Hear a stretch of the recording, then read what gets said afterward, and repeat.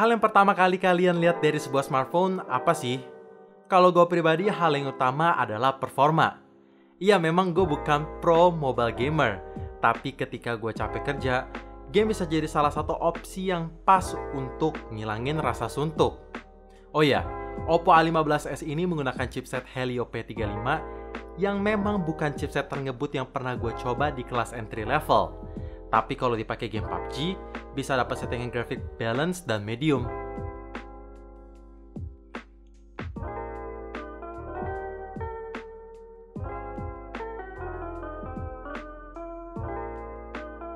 Selama gue main game berjam-jam di HP ini menggunakan full cellular data, suhunya sih anget-anget aja.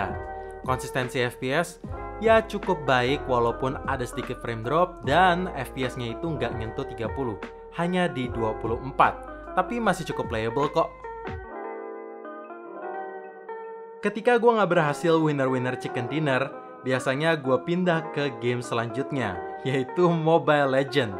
Dimana untuk kemungkinan menangnya gue itu bisa lebih tinggi ketimbang di game PUBG. Karena ketika karakter gue mati, bisa hidup lagi. Jadi kemungkinan menang bisa makin besar lagi tentunya.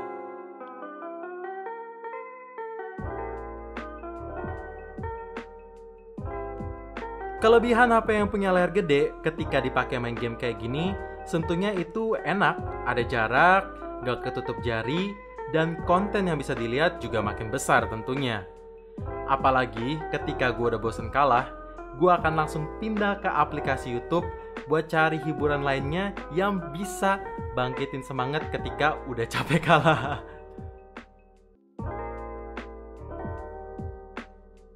Intinya, layar 6,52 inch plus panel IPS LCD HP ini udah lebih dari cukup. Karena layarnya masih berwarna, viewing angle luas, dan resolusi HD Plus-nya pun masih cukup tajam untuk penggunaan setiap harinya. Gue bukan orang yang biasanya taruh barang di sembarang tempat. Tapi kalau misalnya salah taruh barang, ya cukup sering sih. Contohnya, ketika gue udah selesai pakai HP, biasanya gue akan tinggalin di sofa. Dan kadang suka nggak sengaja jatuh. Untungnya, proteksi layar HP ini udah ada Corning Gorilla Glass 3. Dan surprisingly, untuk build quality-nya juga solid. Ya karena tipis dan ringan juga, sehingga bebannya itu nggak makin berat. Ngomongin body, finishing design HP ini tuh bagus. Yap, memang pasti pakai polikarbonat, tapi kayak frosted glass looks gitu sehingga kelihatan premium. Tapi dengan premium yang kita lihat, tentu sidik jari juga semakin akrab. Saran gua, pasangin aja free jelly case bawaan sehingga sidik jari tidak terlihat dan nambah ekstra proteksi.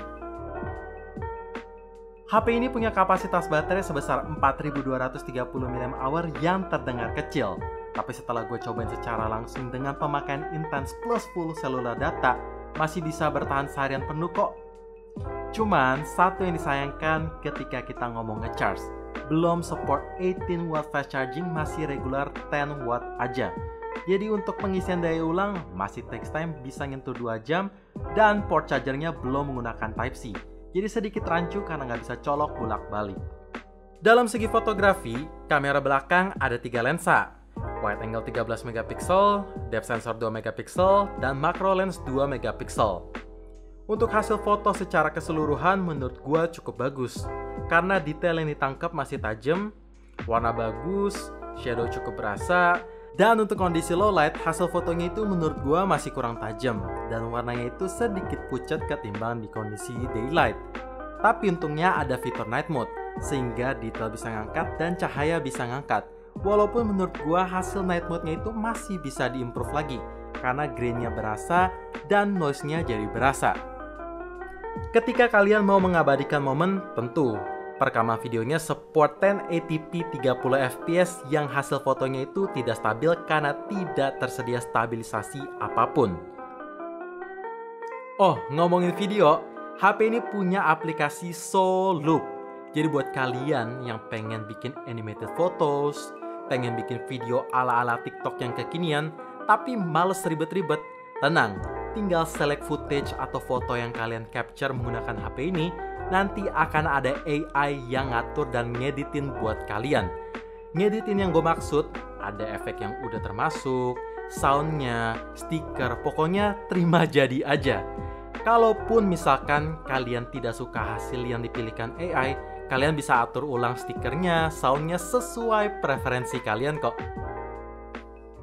Jadi itu dia rasanya nyobain HP entry level terbaru dari Oppo, yaitu Oppo A15s, yang bisa gue bagiin ke kalian.